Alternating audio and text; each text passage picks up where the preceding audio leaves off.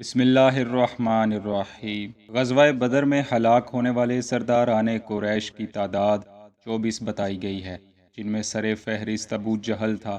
ان کی لاشیں مقام بدر کے ایک کنویں میں پھینک دی گئی، جس کا مکمل تذکرہ ہم نے اپنی ایک ویڈیو ابو جہل کی لاش کا بھیانک انجام میں کیا ہے، اور اس کا لنک ڈسکرپشن میں دے دیا گیا ہے۔ واضح رہے کہ ان تمام ہلاک ہونے والے کفار قریش میں ابو لہب شامل نہیں تھا، کیونکہ اس نے معرکہ بدر میں شرکت ہی نہیں کی تھی اور اپنی جگہ کسی دوسرے کو غزوہ میں شرکت کے لیے بھیج دیا تھا۔ یوں وقتی طور پر یہ ابو جہل و عتبہ وغیرہ کی ہلاکت سن کر دل ہی دل میں خوش ہو رہا تھا اور شکر منا رہا تھا کہ اچھا ہوا جو میں جنگ کے لیے نہیں گیا تھا۔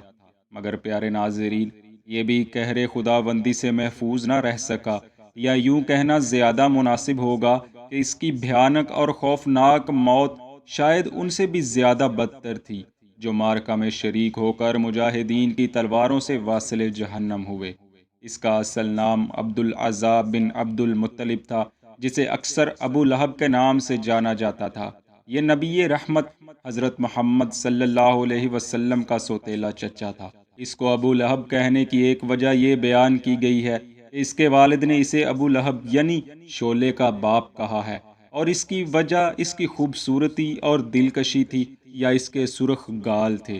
مگر یہ اور اس کی بیوی، ان دونوں کا شمار ان بدبخت ترین لوگوں میں ہوتا ہے جن کی مذمت میں اللہ پاک نے قرآن مقدس کی ایک پوری سورہ لہب نازل فرمائی۔ اسے سورہ المسد بھی کہتے ہیں۔ چنانچہ فرمان رب العالمین ہے، ابو لہب کے دونوں ہاتھ ٹوٹ جائیں اور وہ تباہ ہو جائے، کیونکہ اس نے ہمارے حبیب پر ہاتھ اٹھانے کی کوشش کی ہے۔ اس سے اس کے مال نے کچھ فائدہ نہ پہنچایا اور نہ ہی اس کی کمائی نے۔ ان قریب وہ شعلوں والی آگ میں جا پڑے گا، اور اس کی خبیث عورت بھی، جو کانٹے دار لکڑیوں کا بوجھ سر پر اٹھائے پھرتی ہے۔ اس کی گردن میں کھجور کی چھال کا وہی رسہ ہوگا جس سے کانٹوں کا گٹھا باندھتی ہے۔ قرآن پاک کی اس سورہ سے یہ بات تو روز روشن کی طرح عیاں ہو گئی کہ ان دونوں خبیثوں کے لیے دردناک عذاب تیار ہے، جس میں اب بھی گرفتار ہیں اور ہمیشہ رہیں گے۔ مگر ہم آج کی ویڈیو میں خصوصیت سے ابو لہب کی بھیانک موت کا بیان کریں گے، اور اس کی بیوی کا تذکرہ آئندہ کسی ویڈیو میں پیش کیا جائے گا۔ چنانچہ حضرت ابو رافع رضی اللہ تعالی عنہ فرماتے ہیں، میں حضرت عباس بن عبد المطلب رضی اللہ عنہ کا غلام تھا۔ جن دنوں غزوہ بدر کے لیے کفار قریش روانہ ہوئے، میں زمزم کے حجرے میں پیالے بنایا کرتا تھا۔ میں بہت کمزور آدمی تھا۔ جب ہمیں معلوم ہوا کہ بدر میں قریش تباہ ہو گئے ہیں اور اللہ نے ان کو ذلیل و خوار کر دیا ہے، تو اس خبر سے ہم نے اپنے آپ میں قوت و طاقت محسوس کی۔ انہی دنوں کا واقعہ ہے کہ میں ایک دن حسب معمول اپنے کام میں مشغول تھا۔ ام الفضل میرے پاس بیٹھی تھیں۔ بدر کے واقعے پر ہم بے حد مسرت تھے کہ اتنے میں بد کردار ابو لہب اپنے پیر گھسیٹتا ہوا آیا اور خیمہ کی رسی پر بیٹھ گیا۔ اس کی پیٹھ میری پیٹھ کی طرف تھی۔ اتنے میں لوگوں کی آوازیں آئیں کہ ابو سفیان بن الحارث آ گیا ہے۔ ابو لہب نے اسے اپنے پاس بلایا اور کہا، تم ہمیں بدر کے حالات بتاؤ۔ وہ ابو لہب کے پاس بیٹھ گیا اور لوگ اس کے ارد گرد کھڑے ہو گئے۔ ابو سفیان بن الحارث کہنے لگا، وہاں کی کچھ خبر نہیں ہے۔ وہاں تو یہ عالم تھا کہ جب ہم لوگ ان سے جنگ کرنا شروع ہوئے تو یوں محسوس ہو رہا تھا کہ گویا ہم ان کے سامنے اپنی گردنیں پیش کر رہے ہیں۔ وہ ہمیں قتل کرتے یا قید کرتے، یہ ان کی مرضی تھی۔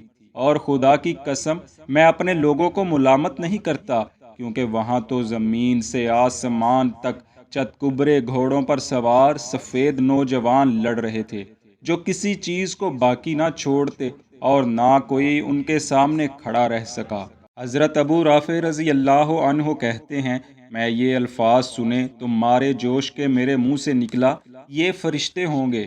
ابو لہب کا یہ سننا تھا کہ اس نے میرے منہ پر زوردار تمانچہ رسید کر دیا۔ میں اس پر لپکا تو اس نے مجھے اٹھا کر زمین پر دے مارا اور میرے سینے پر چڑھ کر مجھے مارنے لگا۔ اتنے میں حضرت ام الفضل اٹھیں اور ایک لکڑی اٹھا کر ابو لہب کے سر پر دے ماری اور کہا، جب اس کا مالک یعنی حضرت عباس بن مطلب غائب ہیں تو تو نے اس کو کمزور سمجھ لیا ہے۔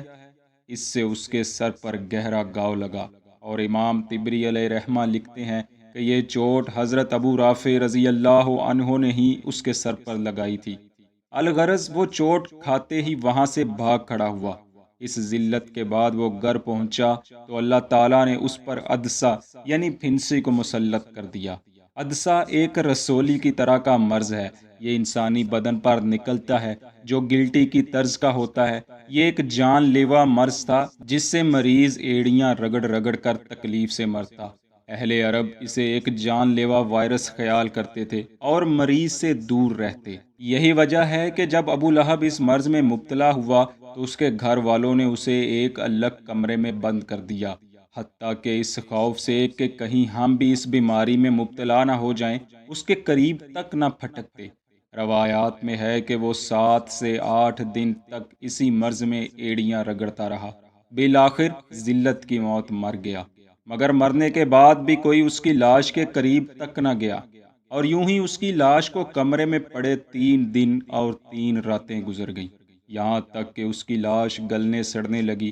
عدسہ کا زخم پھٹ گیا اور اس میں کیڑوں نے اپنا مسکن بنانا شروع کر دیا۔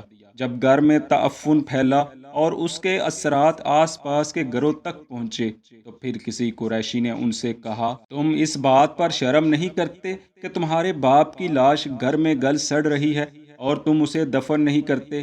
اس پر ابو لہب کے گھر والوں نے کہا، ہم اس بات سے ڈرتے ہیں کہ کہیں ہم بھی عدسہ کا شکار نہ ہو جائیں۔